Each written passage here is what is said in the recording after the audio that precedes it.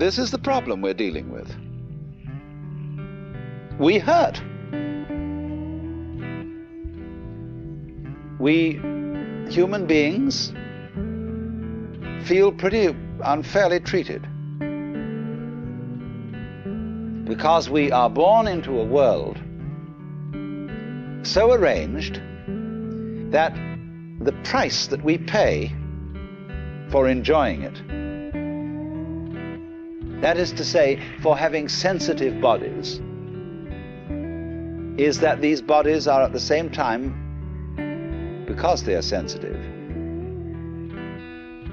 capable of the most excruciating agonies.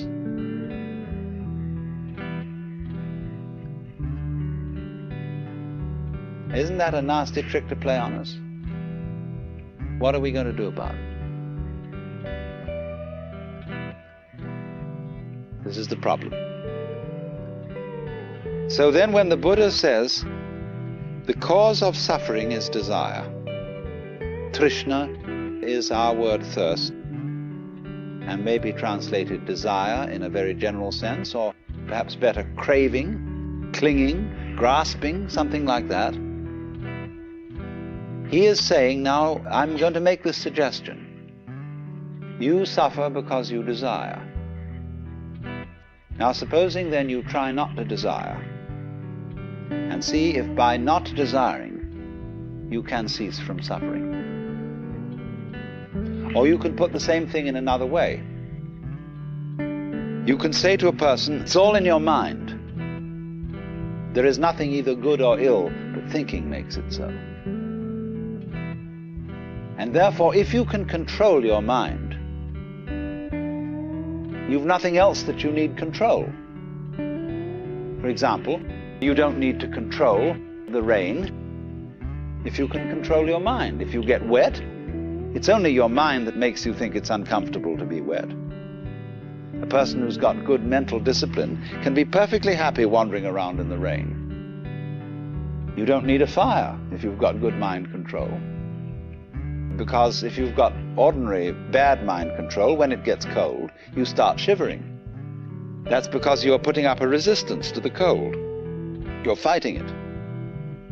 But don't fight it. Relax to the cold.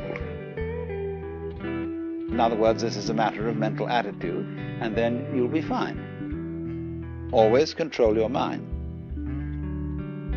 This is another way of approaching it, do you see?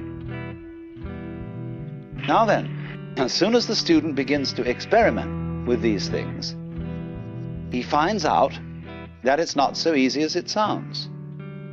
Not only is it very difficult not to desire, not only is it very difficult to control your mind, but there's something phony about the whole business. And this is what you're intended to discover. That when you try to eliminate desire in order to escape from suffering, you desire to escape from suffering. You are desiring not to desire. In other words, I'm not merely playing with logic. I'm saying that a person who is escaping from reality will always feel the terror of it.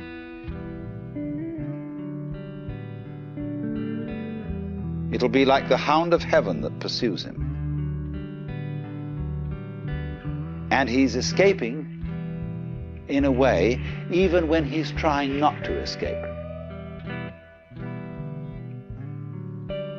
By making the experiment not to desire, or the experiment to control your mind thoroughly, this is the first step. To understand this, you must go through that, or some equivalent of it, so as to come to the point where you see you are involved in a vicious circle. That in trying to control your mind, the motivation, the reason for which you are doing it, is still clinging and grasping. It is still self-protection. It is still lack of trust and love.